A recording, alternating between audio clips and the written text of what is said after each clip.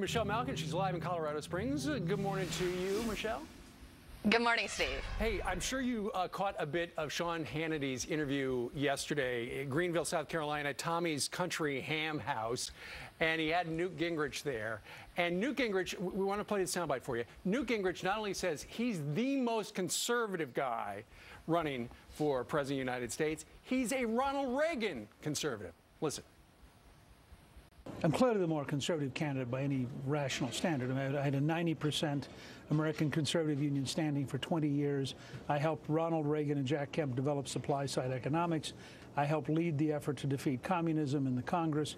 I helped, as Speaker of the House, balance the federal budget for 4 straight years, reform welfare as an entitlement, the first tax cuts in 16 years. I mean, take whatever your list of conservatism is, there are places in my career where I've done that stuff. And I've been consistent about it. I mean, I was for Ronald Reagan long before people began just to quote him. So that part, I think there's no contest. Well, what do you think about that, Michelle?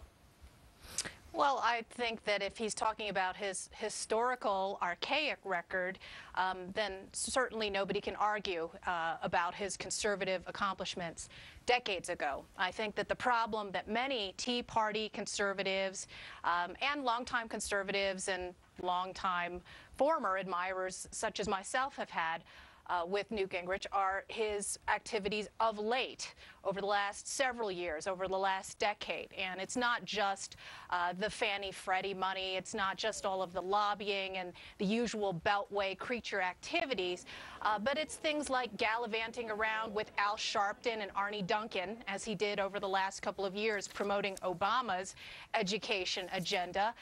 It was his support for Didi Scazafava in the New York 23 congressional district race, where he was trashing conservatives who were questioning his support for somebody who was a big labor tax and spend liberal and a pro-abortion radical. And of course, there's the sitting on the couch with Nancy Pelosi and more worrisome proclivities towards a sort of faddish third wave progressivism that he's been dabbling with for years. Yeah, but the interesting thing is now with Gingrich and Romney both at top of the polls, I mean, where will you go then? Well, that's the quandary that so many of us face, and I've been joking about manufacturing a set of nose plugs for this election for conservatives who are in despair. But Michelle, I mean, you look at Mitt Romney, and he's ill-equipped to go after some of these lapses of Newt Gingrich's. Yeah, but in the big picture, not only ill-equiped to debate fiscal conservatism and their records versus their rhetoric over the last decade, but so many of these candidates are cupcakes. They can't even handle press questions from Bret Baier. I mean, they're going to have to go after the velociraptors of the liberal media in the general election.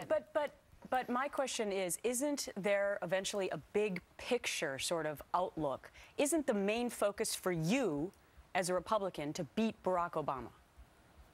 I'm not a Republican. I never have been. And I think this is the distinction that many people fail to understand. But this is what the Tea Party made clear over the last couple of years, that there is a huge distinction, a fundamental one, as both Newt Gingrich and Barack Obama like to use their favorite adjective, fundamental one, between conservatives and Republican Party partisans. And this is what this primary season is all about.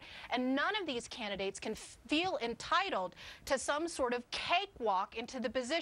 It's a competition, not a coronation, and I don't think any one of us should shut up about the weaknesses, the flaws, and the warts that all of them have, unfortunately. Of course, it's a political world, but it's not one in which we should be quiet about it. All right, we're going to watch those two fight about it, and of course, we'll have you analyze. Barney Frank calls it quits, and I can just hear you crying, but I want to move ahead. He says before he leaves, he wants to remove the death panels from the health care law. That is an incredible exit strategy, isn't it? I'll say. But this is probably one of the last cynical moves of his that I'm sort of not inclined to criticize. I think the more the merrier when it comes to repealing this unaccountable independent advisory board that would have really untold powers, and the Goldwater Institute in Arizona has been at the forefront of challenging the legality and the constitutionality of this board. Barney Frank is the first and most prominent Democrat to sign on to Phil Rowe's effort in the House to repeal it. All the money from for him. Obamacare is going to that board.